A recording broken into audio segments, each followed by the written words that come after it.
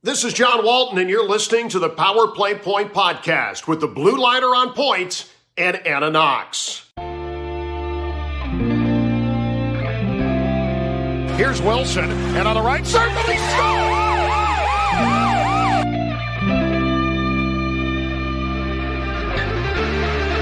Rebound loose, wild scramble in front, score!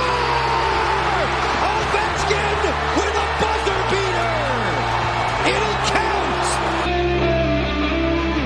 And a hat trick tonight, number 21,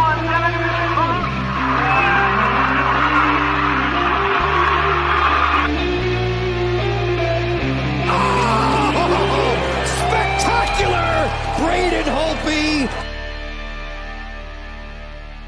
Hello, welcome once again to the Power Play Point podcast. This is your host, the Blueliner on point, talking to you live to tape from partially dreary, partially sun trying to break through the clouds and failing Glen Burnie, Maryland once again. Here on this Sunday, May the 9th, in the year 2021. And that you heard a few seconds ago was, of course, not the Mermaid, who is taking this Mother's Day, happy Mother's Day to all you mothers out there, off. But in fact, that is, of course, the Seamstress for the band, also known as my wife, also known as Mrs. Blueliner. Hi, guys. And yeah, was probably the most interesting week for the most ridiculous reasons. Oh, my Lord. For the most favorite team. We're not going to what? Way too much drama this week. Yeah, you could say that. In fact, a lot of people said it in a lot of different ways, and probably didn't need to be said in a lot of those ways, but it got said, and it got said. And it got put out there, and it got drama-ed, and yeah. But we'll try to dispense with that. We'll try to cut down on that and keep to the on-ice action as it was. Speaking of which, so it was a 3-1 week for our Washington Capitals. 4 games played, 3 wins. 2 of them in regulation, 1 in overtime. And, yes, which now puts us firmly in second place, which means we're going to have to play Pittsburgh or the Islanders, or not Pittsburgh, Boston or the Islanders first. Okay, so how do you want to do this? Do you want to go over the games first, or do you want to get that? You want to get that out of the way, then go over the standings and possible playoff scenarios, or the other way around? Well, because you mentioned well, okay, however you want to do it is fine. Good, because it's still my show. Yes, I know. So you can just tell me to shut up and I'll leave it alone. Well, you know what'll happen if I do that. What will happen if you do that? What do you think? Come on!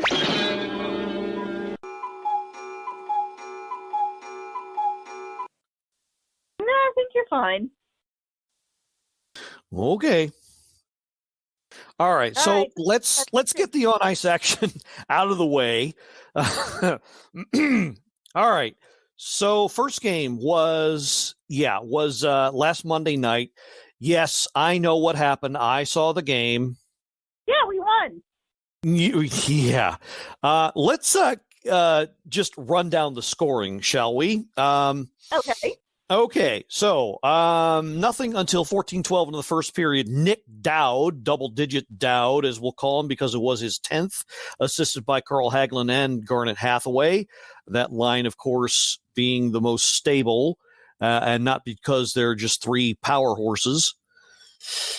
14-12 in the first, as I said, breaking out the Caps to a 1-0 lead. And then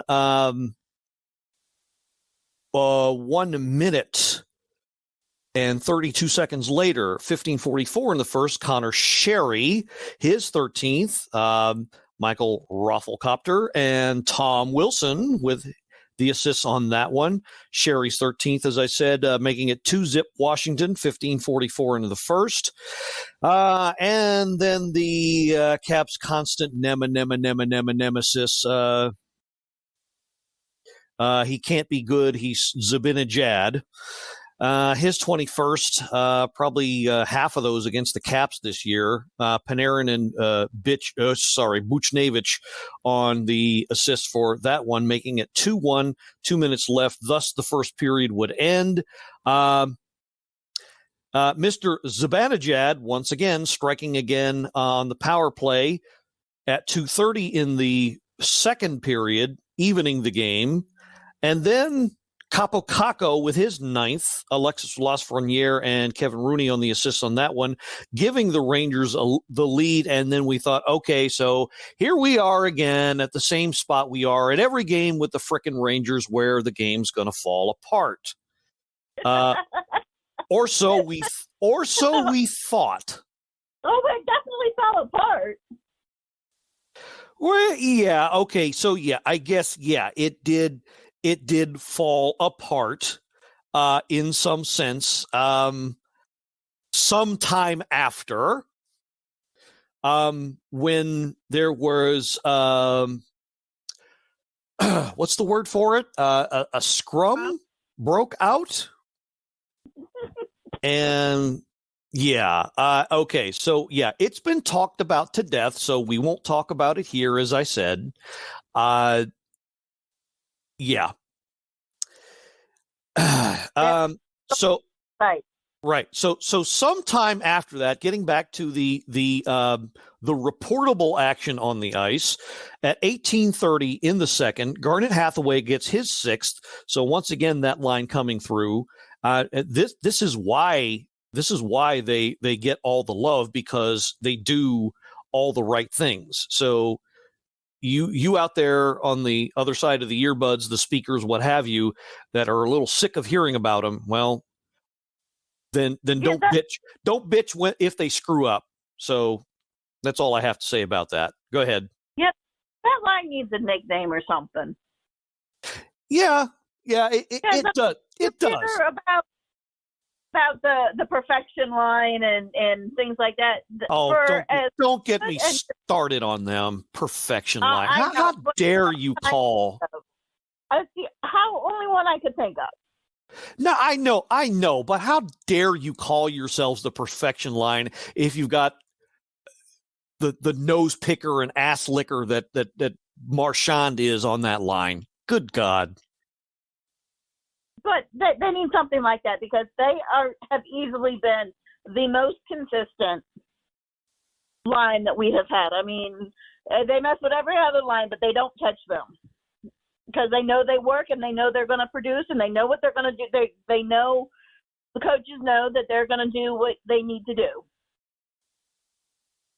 Well, it's too bad their initials aren't the same as BMW, because I once owned a BMW, and that was the most reliable car I ever had. So that machine was pretty consistent. So no, that was pretty bad.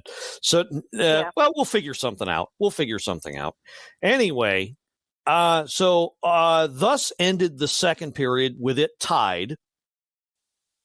And I know I said I wouldn't go on about the scrum, but I will say this: I think everybody kind of noticed after that obviously the game was tilted in the Caps' favor. I've said it before; I'll say it again. A fight, as it were, or some sort of scuffle, will be a good barometer for what happens. And you'll notice that once something like that happens, the action tends to calm down away from the hitting and the more violent aspects of the game to the actual play, because that's how apparently justice is handed out in this league. Anyway, okay, so the winning goal, as it turned out, would be scored by that guy named Sprong that I love to talk about.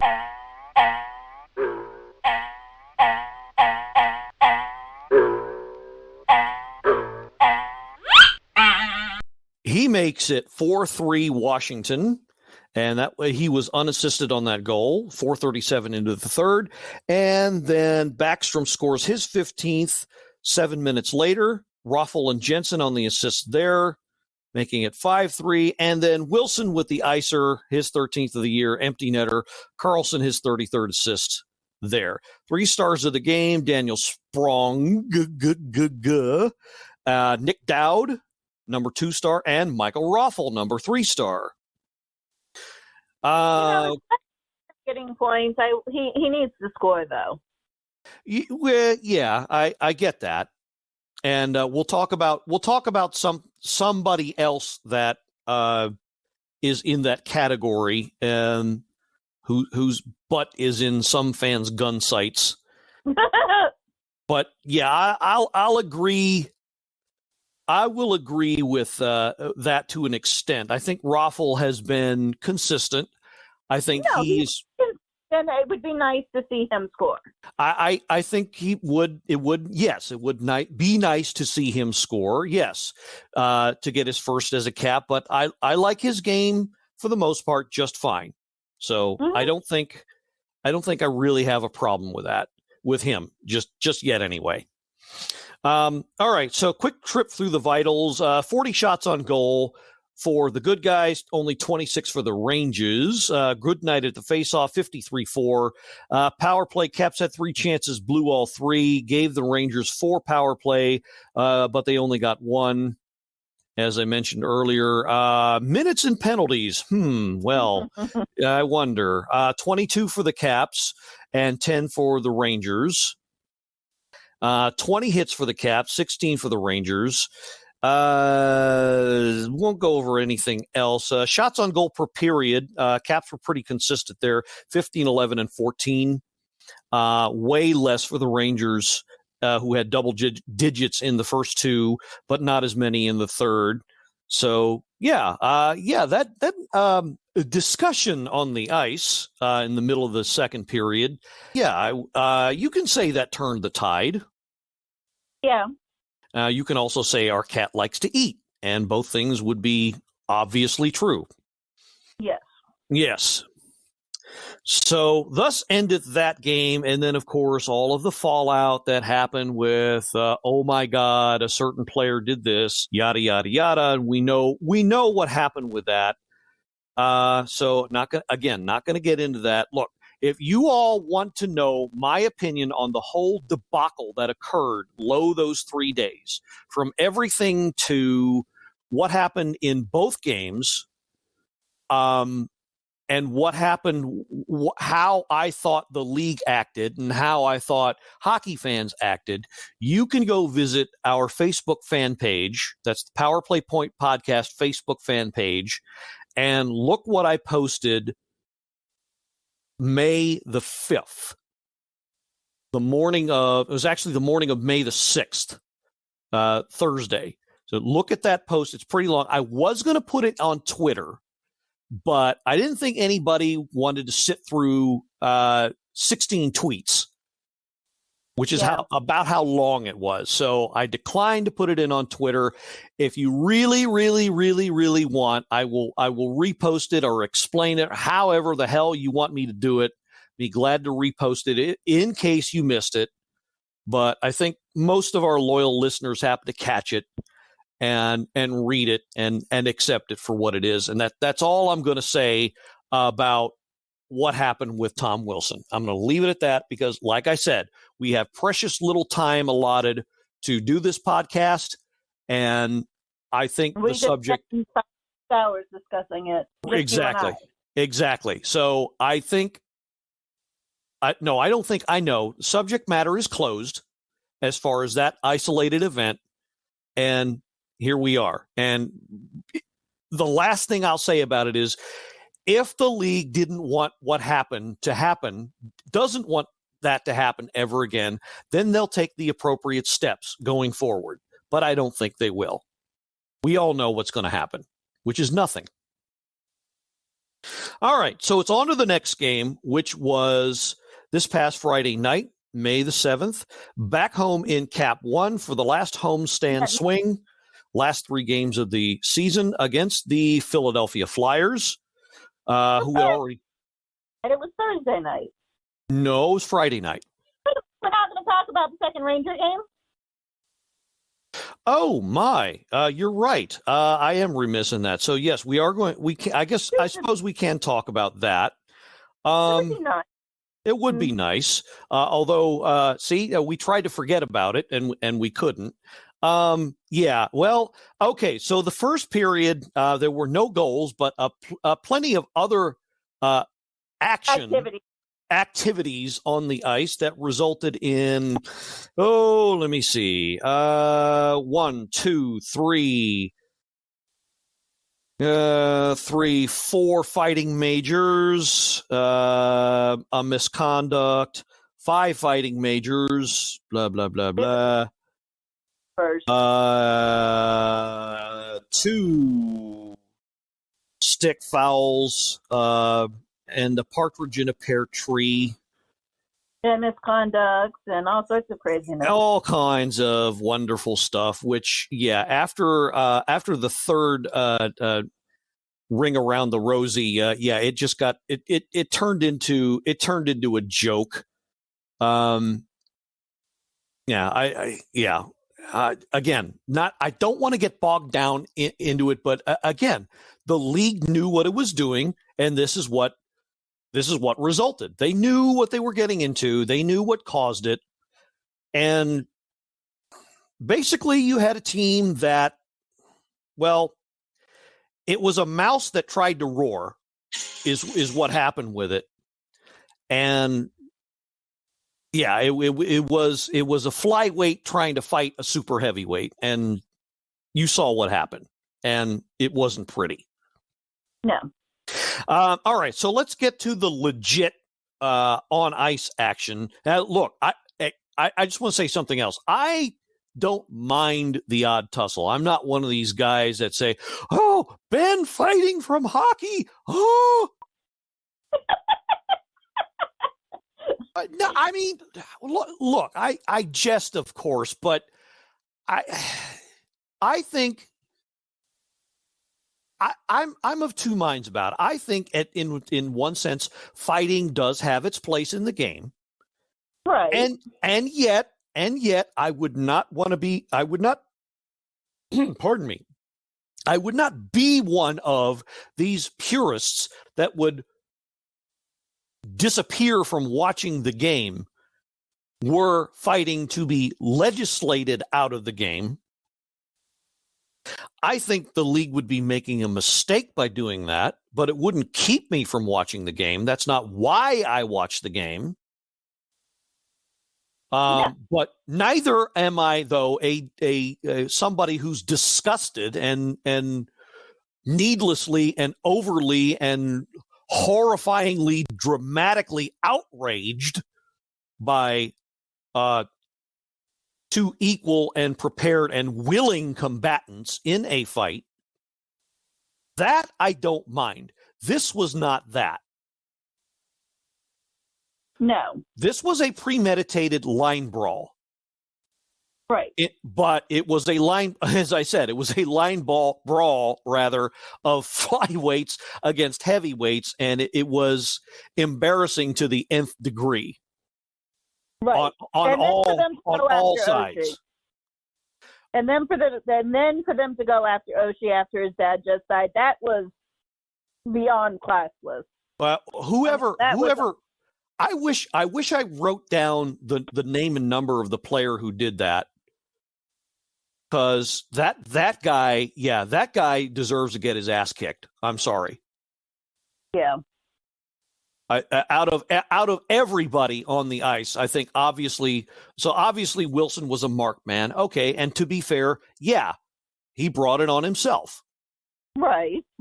But I think out of everybody on the playing surface, I think Oshie was the one guy who had earned the right to be left alone for that game. Yes. So speaking of Oshie, he ends up scoring the first 2 goals as a result of all of the power plays, thank you very much, Rangers, that were given to the Capitals 12 seconds into the second period. And then 8 minutes later, at about 8:26, on another power play. Dylan and Van Riemsdyk, who's acquitted himself very well recently. That was on the first goal. That was on the first goal. Second goal was Orlov and Backstrom with the assists. And then Nick Dowd with what would turn out to be the game winner, putting them up 3-0. And then the period ended, and then that's when the Rangers decided, we're a hockey team again. An embarrassing one, but we're still a hockey team. Alexis Lafreniere with his 11th. Hedel and Jones on the assists on that one. Jones, as the announcers mentioned quite a few times, from the Virginia area. Pardon me. And then Oshie came back towards the end with his 21st to ice it with an empty netter. And then Rangers got one late 24 seconds later to make the scoreboard look nice, but the game was still far out of reach. And thus ended the game. TJ Oshie, of course, with the hat trick, obviously the number one star, and playing through some severe mental pain. Of course, we went into the feature last week with Coach, and of course he unfortunately passed away not very long after we posted the show, as it turned out. Oshie did end up missing the first Rangers game because of that. Dmitry Orlov was the second star and Vanacek the third star. The vitals, 35-21 shots on goal for the good guys. Face off, might as well been the fight percentage, 64.9 for the Caps. Power play 2 of 7 for the Caps. Penalty minutes are ridiculous, so I won't even get into that. Rangers actually out-hit the Caps. What a surprise. Well, they were out. They didn't care about the hockey game. They wanted blood. Yeah, and like I said, it was like a 10-year-old, going after a full-grown adult, and yeah, we all saw what happened. So shots on goal per period, 11, 14, and 10 for the Caps. So you can tell which game showed up to play a hockey game and which didn't. And I think that's where we'll leave that. Rangers were eliminated from playoff contention actually with that loss the first night, that Monday night.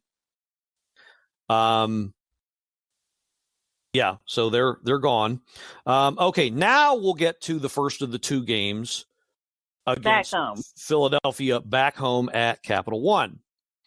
So a lot at stake here. First place, of course, and much being made of the fact that the Caps had to win 2 regulation games out of their last 3 to catch Pittsburgh and take over first place. Well, okay, let's just say they didn't do it, and it didn't help that they did not show up to this game, at least not until sometime later. And by then, they just looked really sluggish, and I don't know, they was just not playing well. And it was by then way too late. All right, so the on-ice scoring, 144 in the first. Let's see, Joel Farabee, assisted by Kevin Hayes on a ridiculous bounce. His 18th, make it 1-0. 1-0 Philly.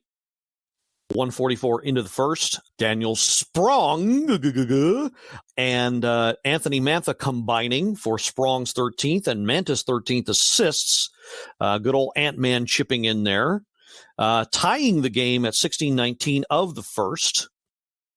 And then a guy I talked about a few weeks ago to keep your eye on. And and this is why, because he's hungry, unlike a lot of his teammates this year. Wade Allison, in the span of just over 10 minutes, would pretty much put the game away with back-to-back goals. First one coming at 4:19 of the second. Then the one about 10.5 minutes later, his fourth, making it 3-1, which would be the game winner.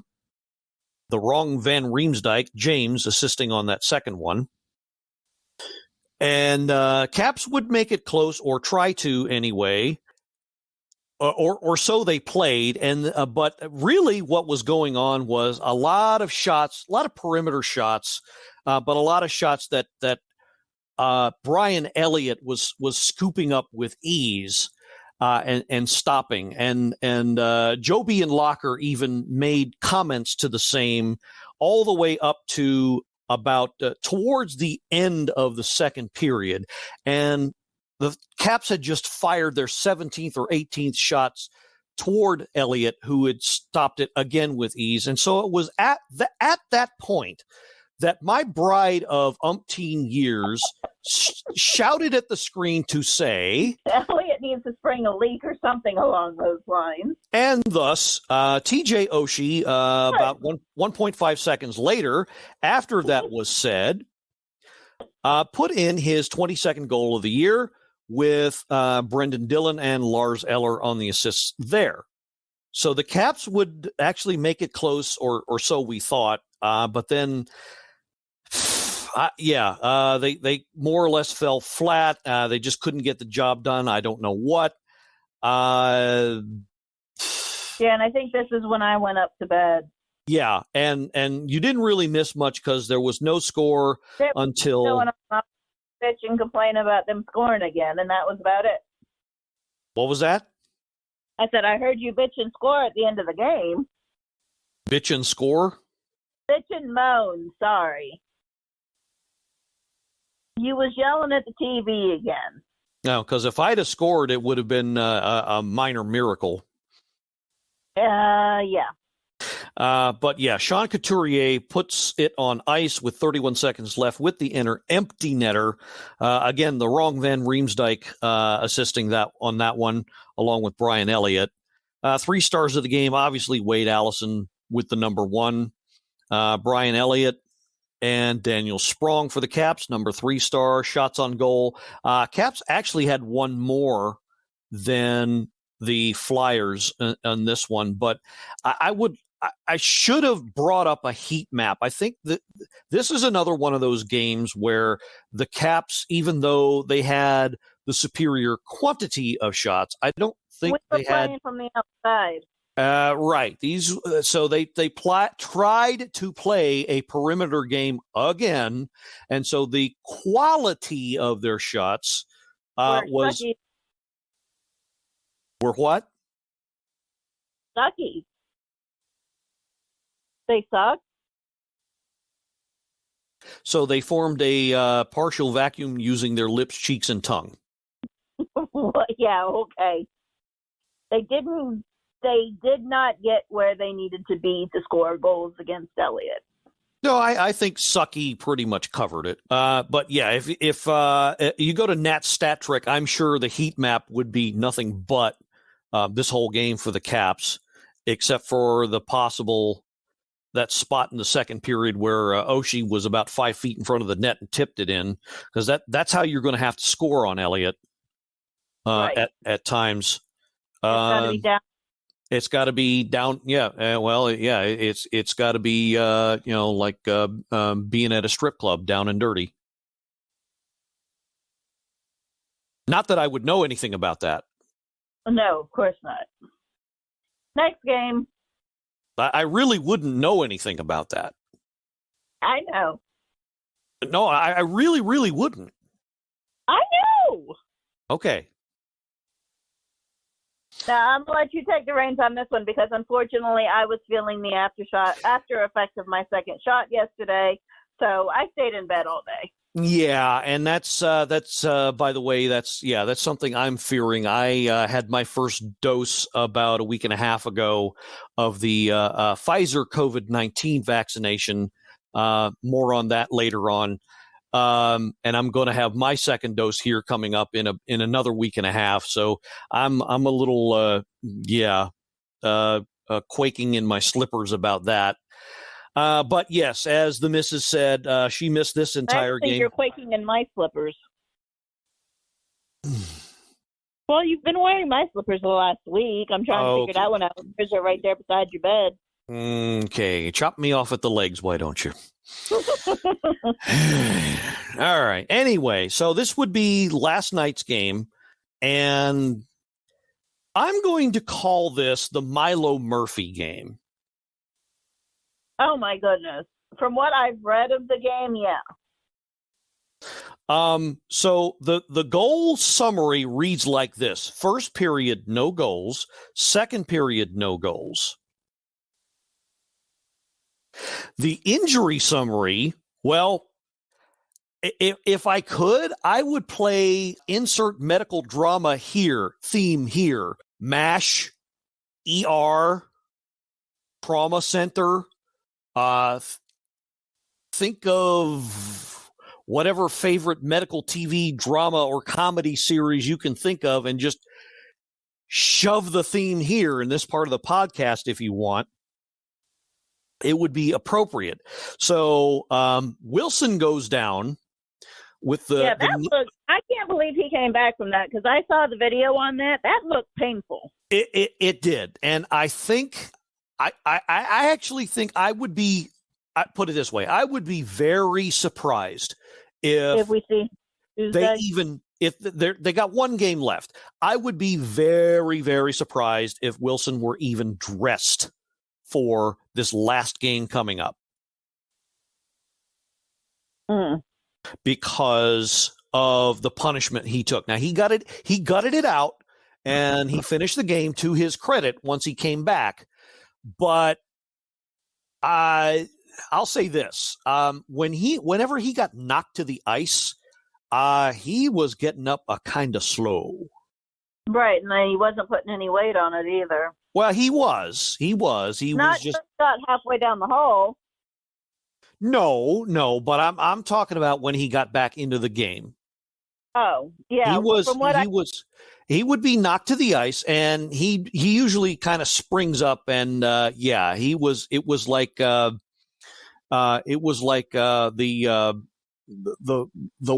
one-eyed farmer that mistook a prize cow for a bull. Well, the bull wasn't charging anymore; it was skipping.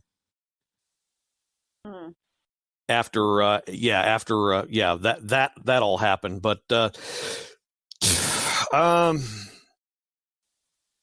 so second period, I believe, is when the bigger. Well, I don't want to classify the two injuries, but and it was the same guy too. Weird as it was, but it was another freak accident. Obe Kubel kind of got tangled up with TJ Oshie along the boards, and I saw that one too. Ow. Yeah, that didn't look as bad, but the ankles though. I don't think. Well, see, here's the thing. I don't think on that play it was the ankles.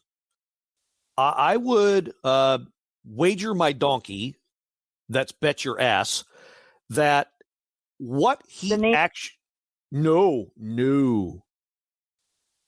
Think higher, but not a groin.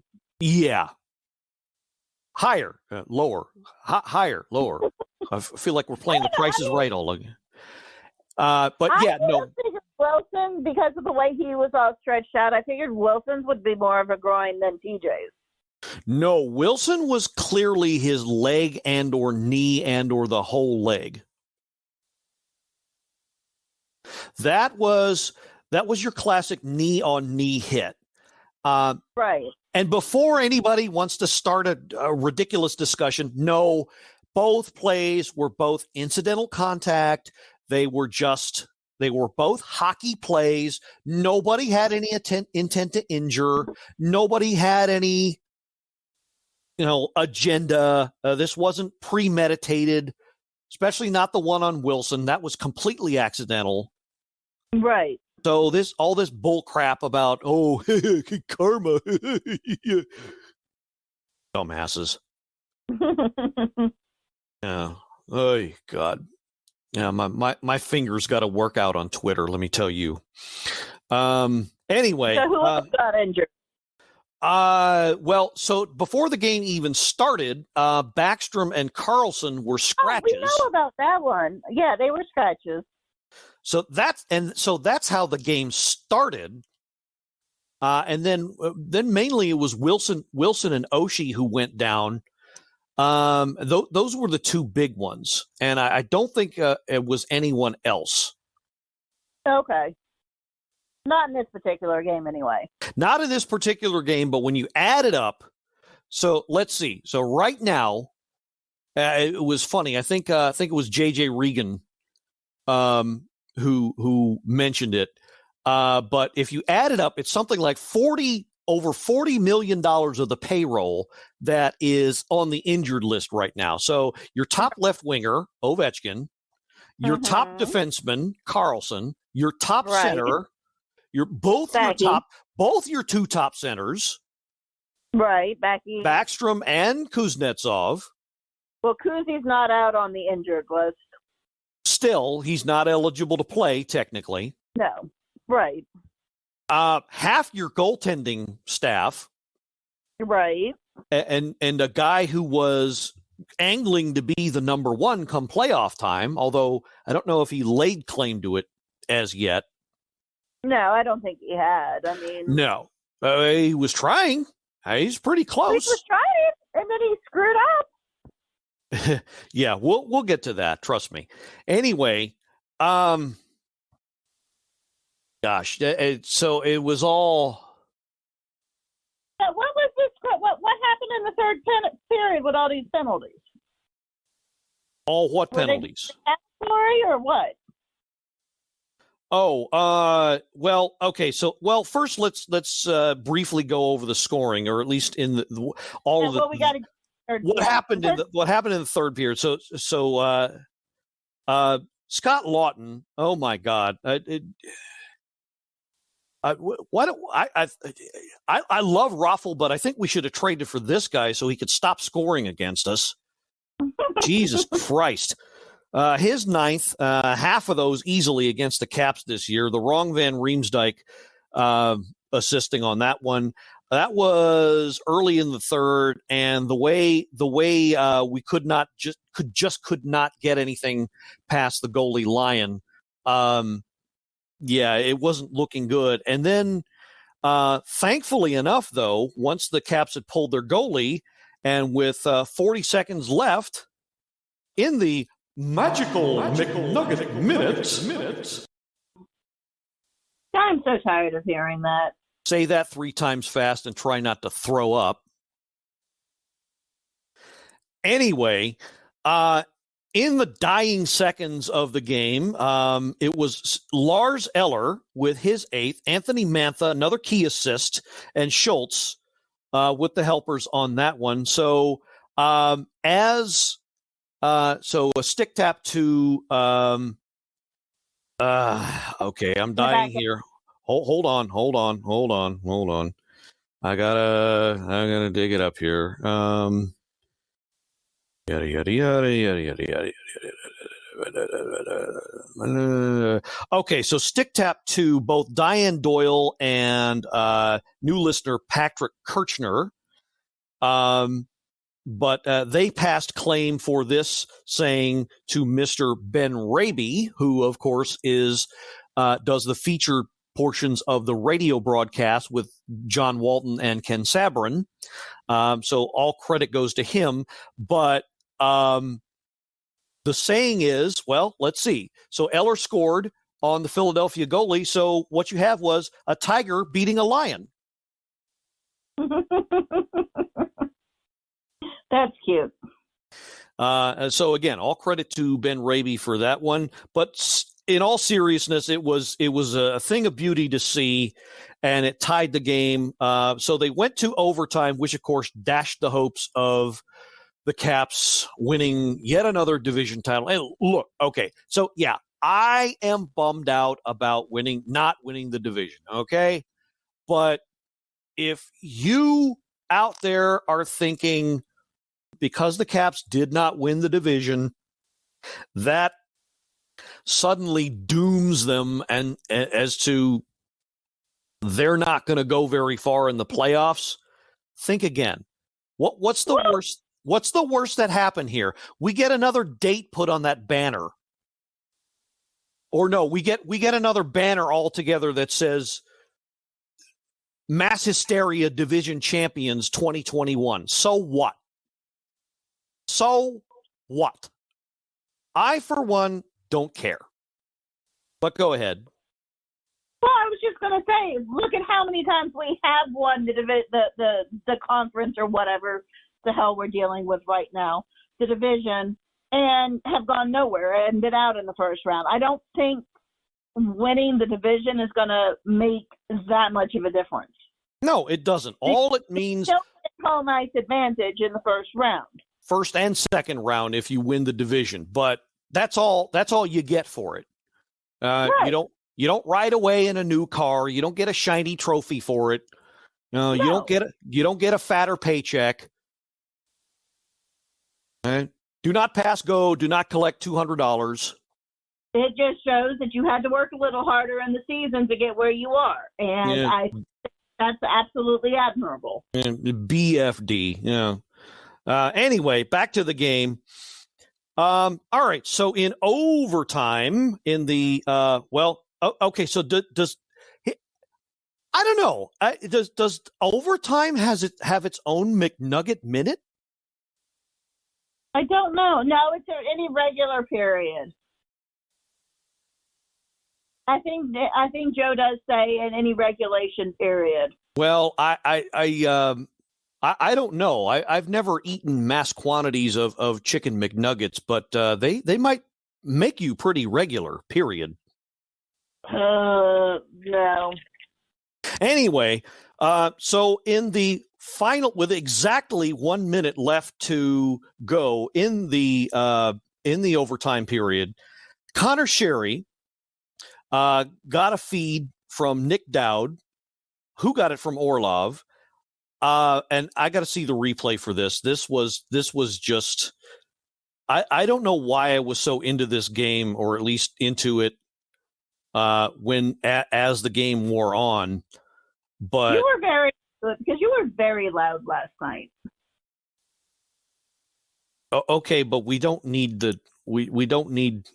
You kept yelling at the TV all night. Oh, right. Right. Yeah. Okay. You were yelling at the TV all night, and I was trying to sleep. So I knew who won the game before I looked, but yeah, I just didn't know how it had gone. Anyway, so killer feed from Dowd to Sherry, who looped a shot, and it was kind of funny the way it ended, because he put it on net, and Lyon looked like he had it, and then he sat down. Oh, this is the one that squirted through. Yeah, this was the butt goal.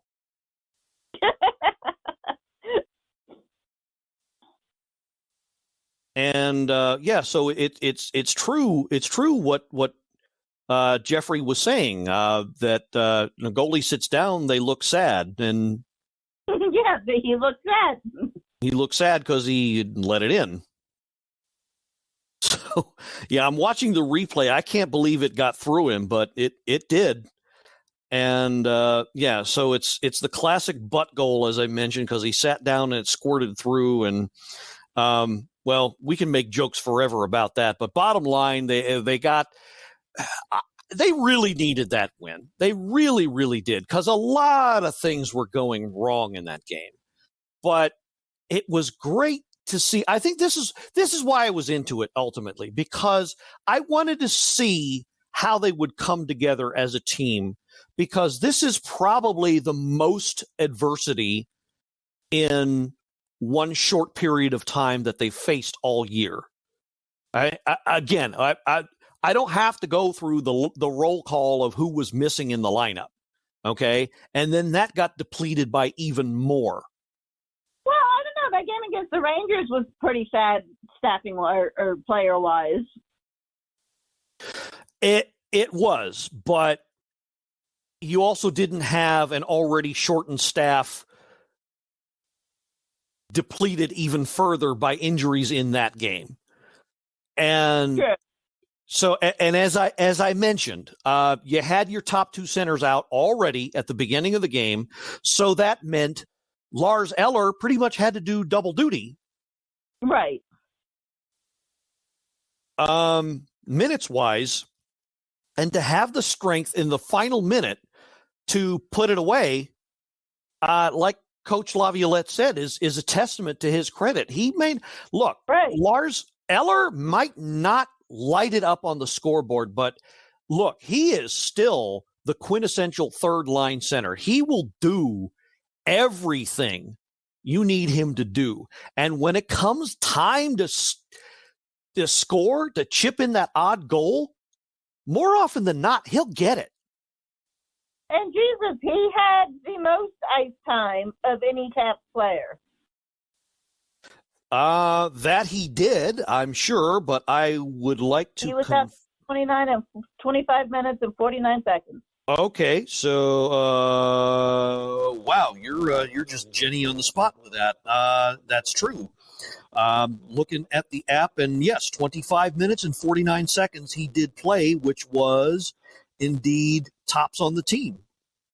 Yeah, that's wow. So he literally did double duty in this game. Mm-hmm. And yeah, it's a testament to his condition, his desire, his dedication. I would hope he wouldn't have to do that for much longer. No, I hope not either. Because I don't know. We never really got an explanation as to what the hell happened with Backstrom, except for lower body injury. Right. Frankly, and I think one of my Twitter friends changed their name to Washington Lower Body Injury instead of Washington Capitals. I'm beginning to think that they should change their name to that. You know, like it's not the certain offensive Native American name anymore for the football team. It's just Washington Football Team. Right. So maybe they ought to change their name temporarily to Washington Suddenly Depleted Hockey Team. I don't know. Well, all right. So, good grief. I thought a coffee and a half would be enough to get me through that, but yikes. And we didn't even spend much time on the Wilson thing, but that took a whole hell of a lot out of me. That was 4 freaking games. Thankfully enough, there aren't any more games for today or tomorrow. What's that? I said no games till Tuesday. Right, no games till Tuesday. Till Tuesday. Nice one-hit wonder 80s group. Hopefully everybody heals up.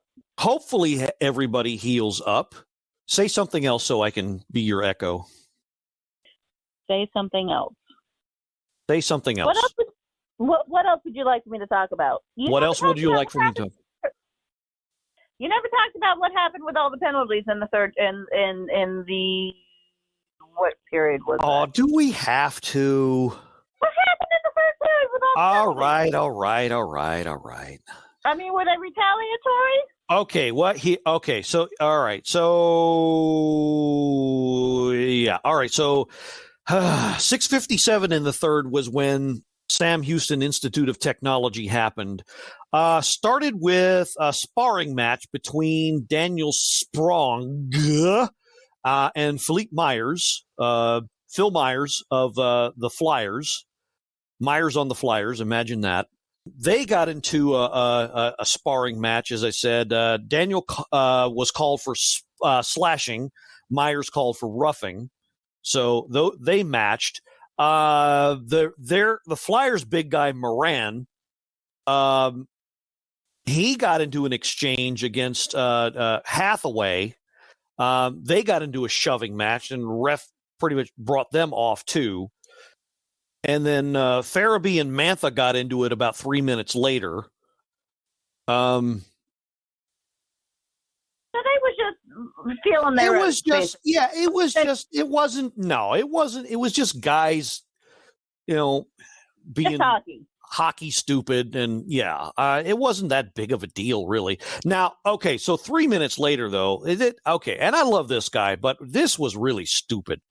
There was a break in the action, some sort of, not even a scrum. Everybody had just stopped, and a little bit of pushing and shoving, nothing really, and everything just everybody was skating away, and then Travis Konechny was kind of skating by, and Brendan Dillon decides to reach out his stick and trip him. Now, is it possible he didn't see him coming up behind him? No, he saw him coming. This was pretty obvious. He bent over, reached out his stick, stuck it out, and tripped him. Oh. But that's not smart. Yeah, no, like that. No, it's not smart, and it was straight out of a Three Stooges short. It just knocked him right down and everything. And yeah, really, really stupid. Didn't need to be done. Gave them an unnecessary power play. Not that Philly would have done anything with it, and they didn't. Okay. So, yeah, no, it was not very. Yeah, no, the penalties were not. It was nothing like the other night. Nothing like. Well, no, it's just when I see 4 or 5 penalties issued at the same time, I'm like, what gives? It just happened to be 2 pairs of guys trying to prove to each other that they each had a pair to each other. Ah. Okay. That's all. Okay. Nobody seriously injured. Nobody. No, it wasn't a line brawl. Wasn't a big scrum. Wasn't all that big a deal. It's hockey. It happens. Okay. So, yeah, no sense taking it out of proportion. I hope you're listening, Hockey World. Not that you'll listen to this show, but yeah. All right. So, all right. Game is Tuesday against Boston. Yeah, so that leaves one last game, the 56th of 56, to be played this coming Tuesday, 7 o'clock, Cap 1, be there or be square, to close down the season, such as it is. Oh. What? Oh. So tomorrow, the Islanders are playing Bruins. Right. So that'll determine who we play for, Exactly. Pretty much. So the winner of that game will clinch the number 3 spot. Pretty much, I think. Yeah. Well, hold on. Let me pull up the standings. Standings. 71 points. New York is 70 points. Okay. So right. Okay. So here is how the points and standings stand thus in the mass quantities East division. Pittsburgh first with the clincher. They're at 77 points.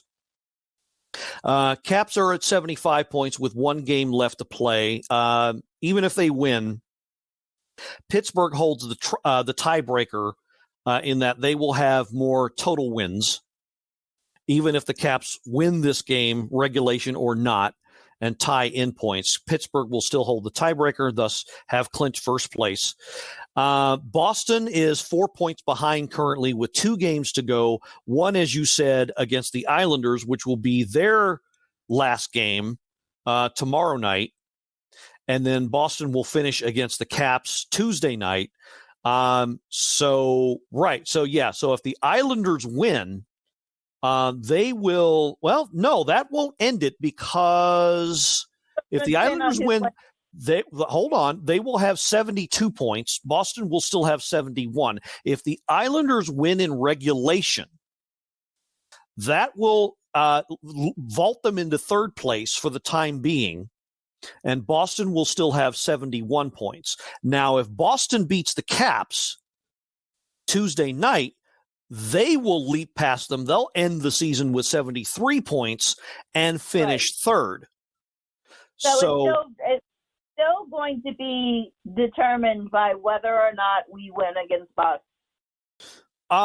In a sense, yes. But there's a variety, thanks to the variant of the loser point. There's a variety of scenarios How's that for a tautology? That can sprung. So it all depends on not if you win, but how you win. Right. So, yeah, we're just going to have to keep an eye on both that game and, of course, the game Tuesday night. But, yeah, the top 4 qualifiers are locked, obviously. It's just a matter of who's going to finish where, 3rd and 4th. Right. Which depends on which then determines who we play in the first round of the playoffs. Right. And I'm not going to get into a preview just yet. We're going to get into more of that next week. And, of course, next week, as I have already advertised, we're going to have Stat Guy Blake.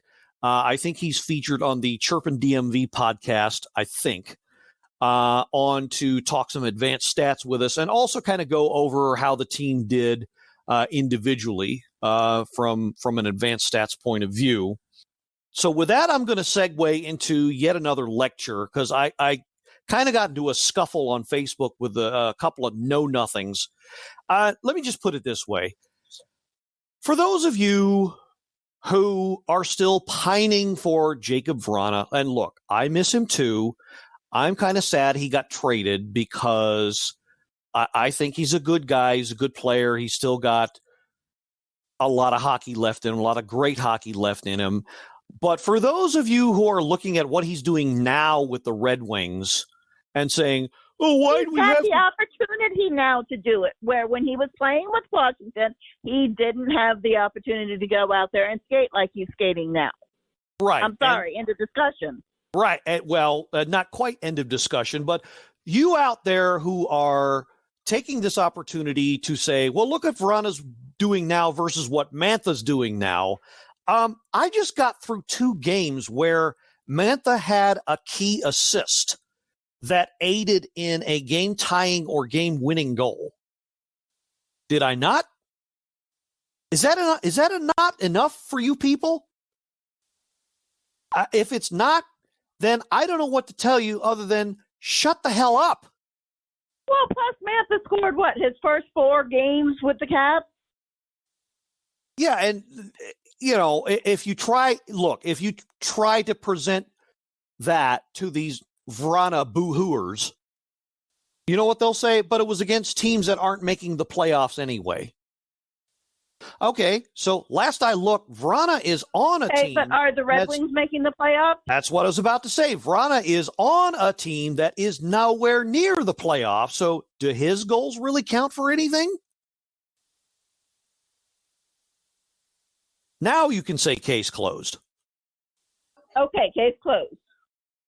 So you Vrana apologists who want him back, I'm sorry, it ain't happening. You cannot undo a trade. Mantha is here to stay for the duration of his contract. Deal with it. You don't want to deal with it? Fine, watch the Red Wings. I don't care.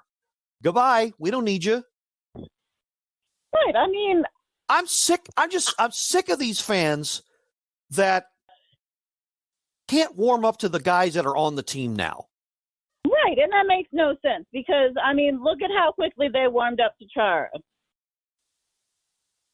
Well, yeah, Chara, though, is a bit of a different case. He's proven himself. Right. Well, I realize that, and Vrana had a chance to prove himself how many times? I mean, yeah, he did great first when we won, but where has that consistency been?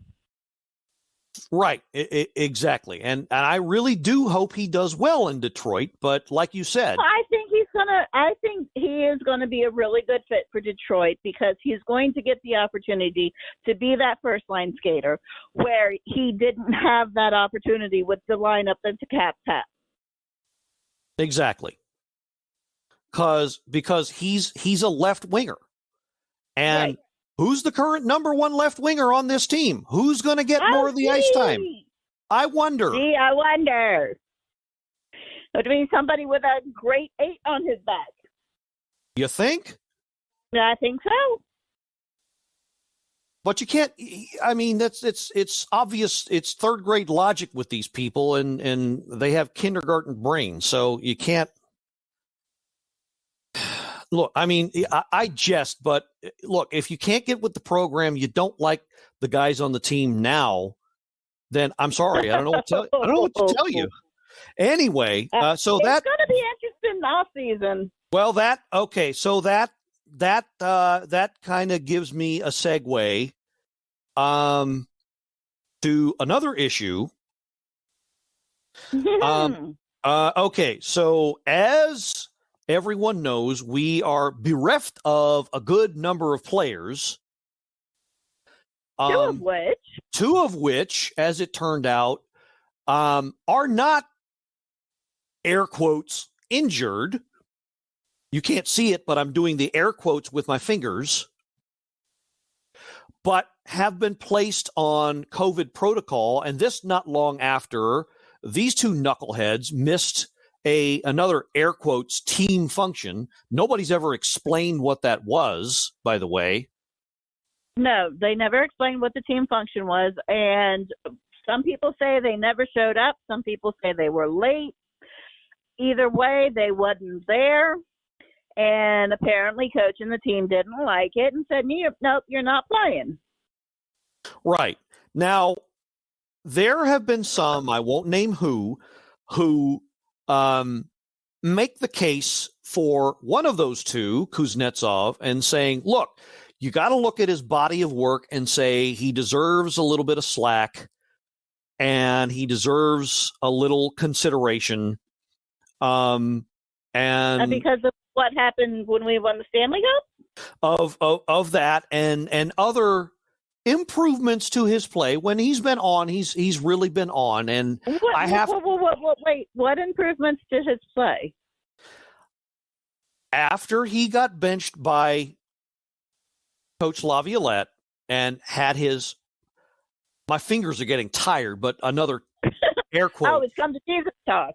Yeah, exactly. Okay, well, exactly. Yeah, he played well for what, a game? I wouldn't say that. I wouldn't say it was just a game. He might not have shown up on the score sheet, but he was a lot more consistent than he had been, I think. Anyway, okay. I'm walking the tightrope here, and I'm about to fall off. But point being, there are some who are in the camp of saying Kuzi deserves some slack. Shut up with his talk about either trading him or letting him go to Seattle or, making him walk the plank. I don't know. Putting it in front of the firing squad. I don't know. I don't care. But how many times has the Cap supported him? Yeah. Okay. I get that. I get that. And I'm getting how many times are you going to bite the hand that feeds you and keep doing these stupid actions? I get all that. And I don't even know how to play devil's advocate at this point, because you can't say one side is right. At least I don't know if one side is right. But what I'm trying to say is there is a camp that says, look, he deserves some consideration. And there was a point made that said, look, there have been people who have been late to a job and to fire someone over one lateness doesn't seem justified. I can see where they're coming from when they say that. Okay, and I'm going to play devil's advocate here in this situation.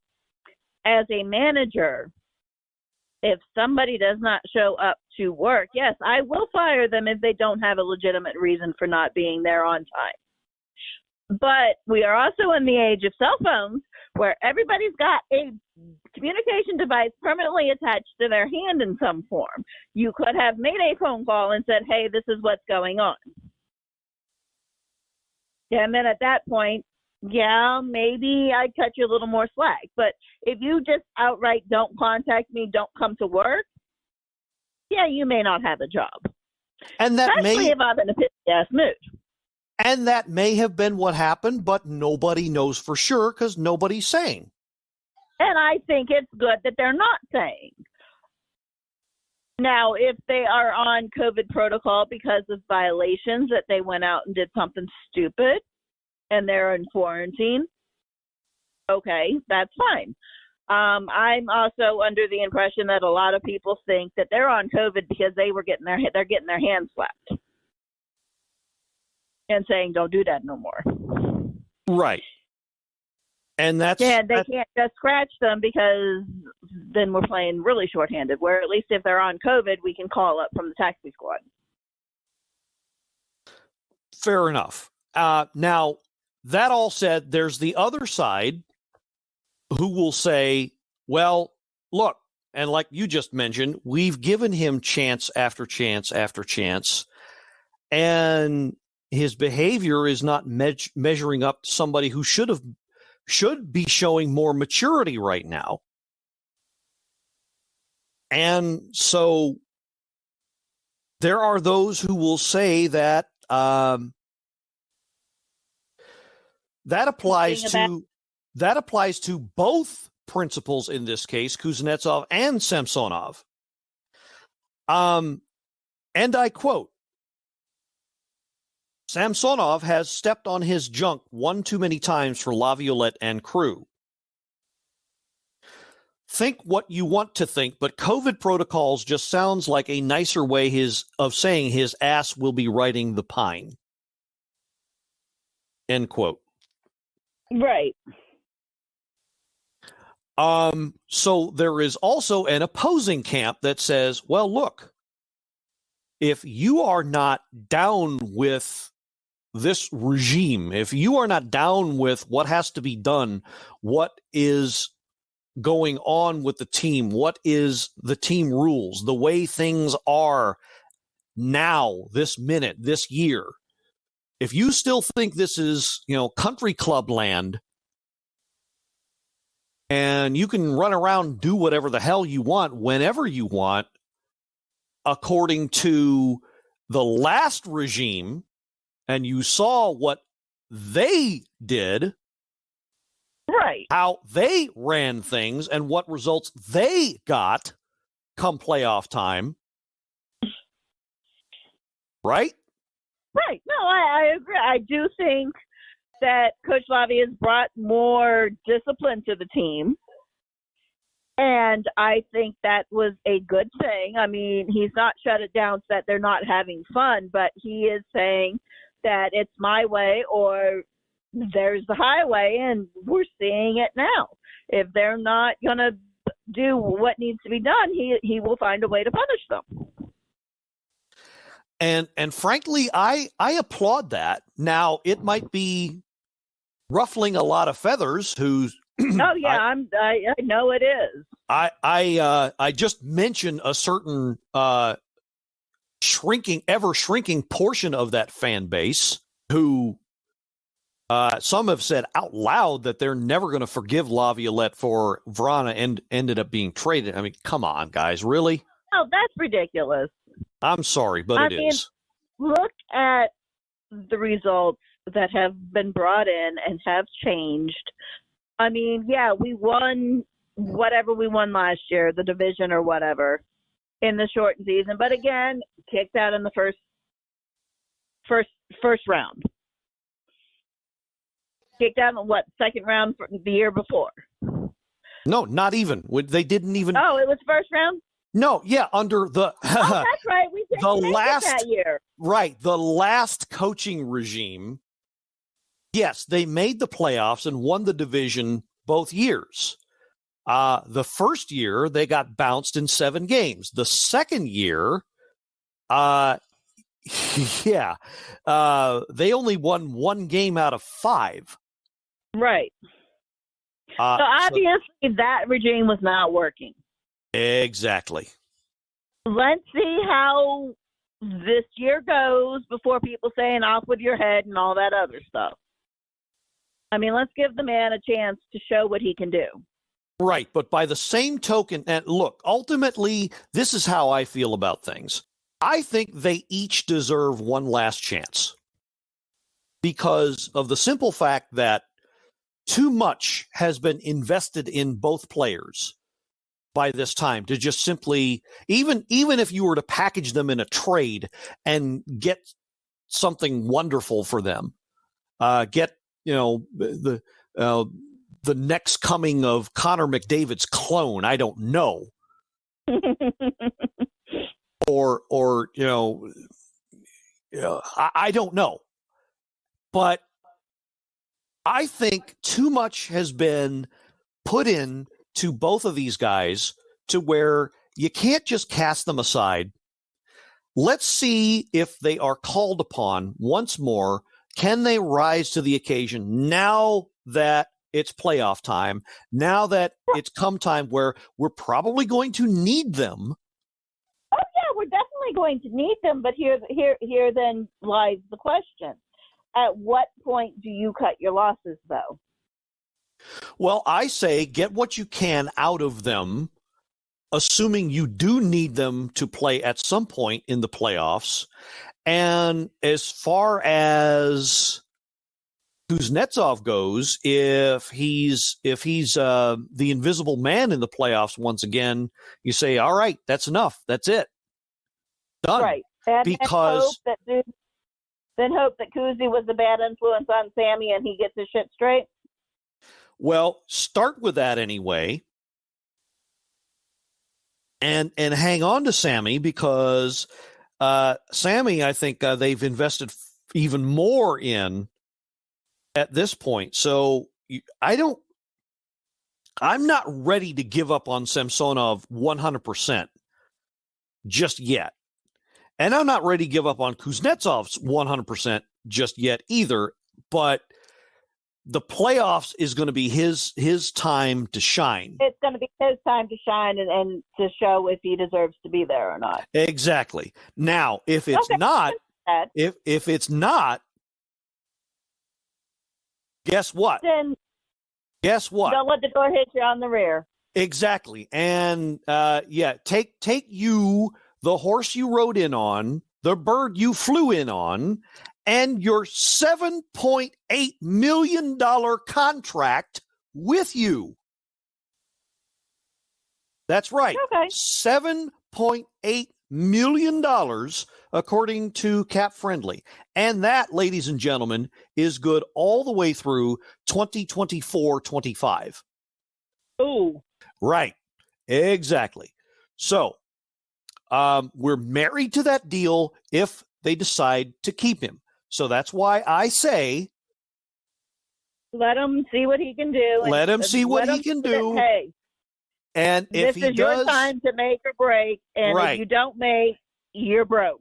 Exactly.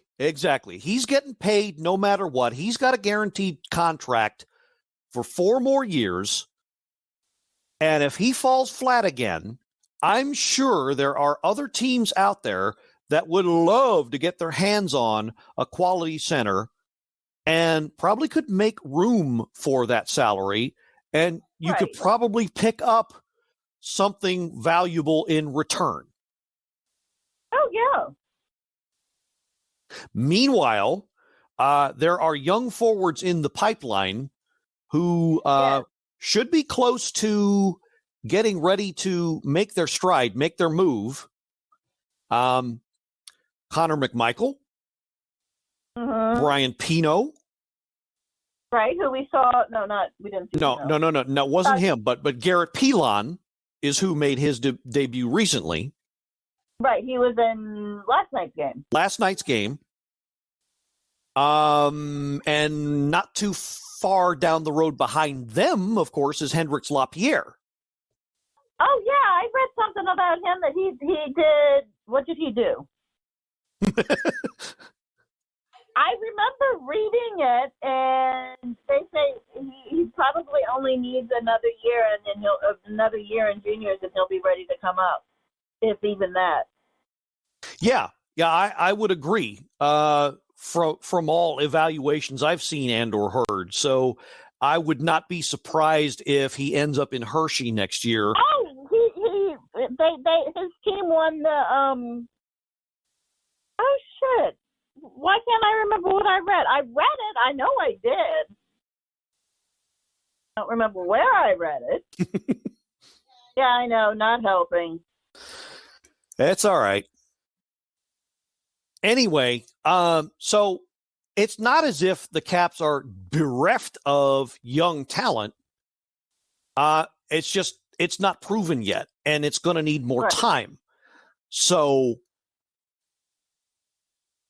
but it was thought that Kuznetsov would be that bridge to that next generation. And the problem is one of maturity. And you would have thought by now he has a family now. He's older than he was. Does he have a family? He has a daughter. Oh, I did not know that. Mm-hmm. So, I mean, here's my thoughts on all this. Look, Kuzi, it's your time to shine. It's now. I think Laviolette ought to figure out whatever it is he's going to figure out. Come playoff time, say, okay, look, regular season's done. You need to toe the line. This is how it's going to be. I'm going to let you play. But if you screw up even the slightest little bit, you don't show me that you want to play, that you want to be in this lineup, you sit and you stay seated until your ass gets traded. And I really think if they're going to get rid of him, they should trade him, not put him on the unprotected list, which I don't think they can do anyway. I don't know. Okay, they can't. No, the only player, surprisingly enough, that has a no movement clause, which I think is Backstrom. You can't put someone in with a no movement clause on the unprotected list. Right. Anyway, so that's exciting. What's that? Well, I was going to talk about, like, for me rehabbing after all of this, I wanted to talk about something exciting. All right, take it away. Michael Kipney was loaned to Hershey this week. Oh, yeah, but I don't... Yeah, I know, and then he got hurt in the game by one of the ice scrapers. I'm still trying to figure out how that one happened. Yeah. But to be coming back that far ahead... Well, true. And type of injuries he's had. Yeah, and Coach Spencer Carberry of the Bears did say he didn't think injury, and he didn't think it was really bad. He didn't think it was really that bad. I think they took him out for precautionary reasons. So hopefully he, he may be available for playoff. He may be available for playoff time, but yeah, and due to the black ace rule, they can bring up whoever they want.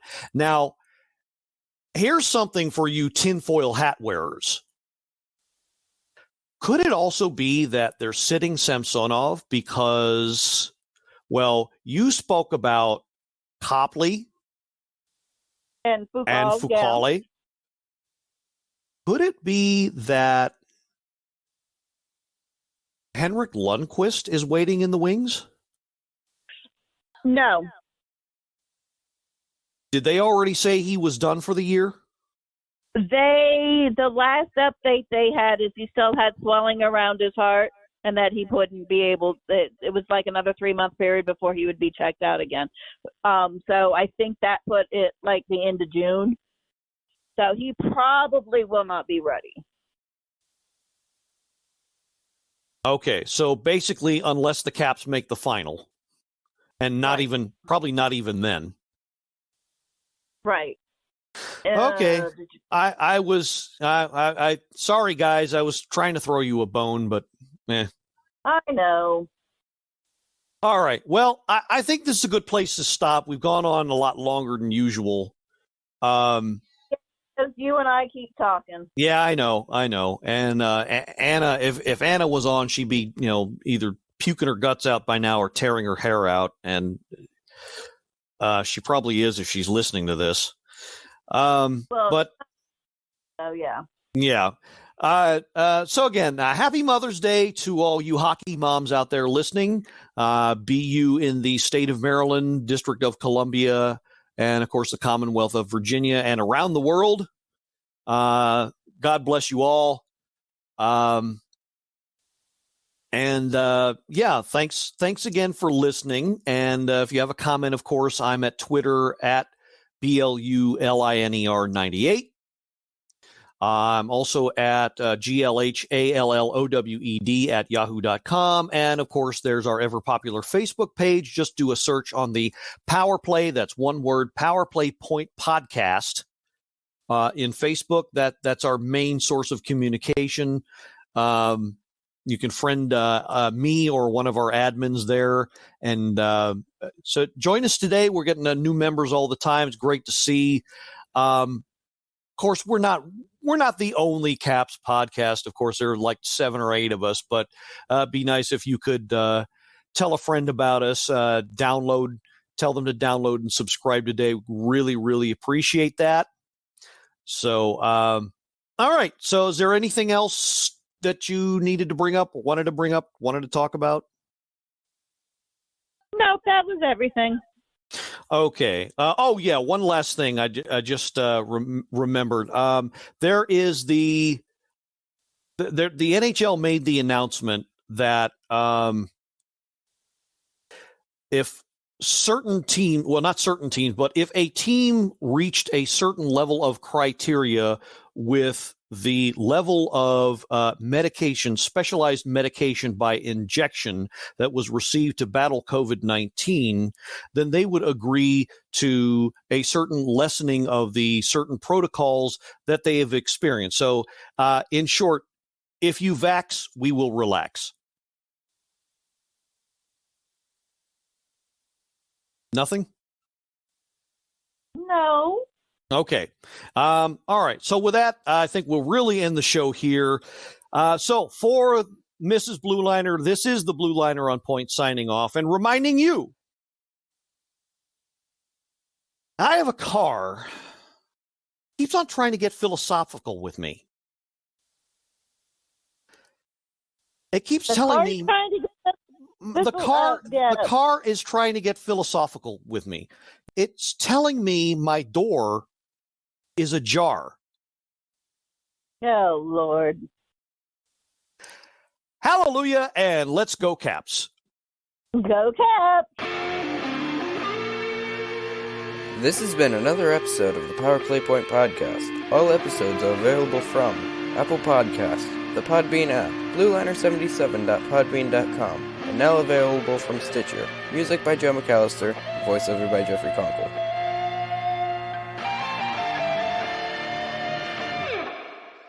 Good morning, good afternoon, and good night, Power Play Point Podcast. Thanks for listening.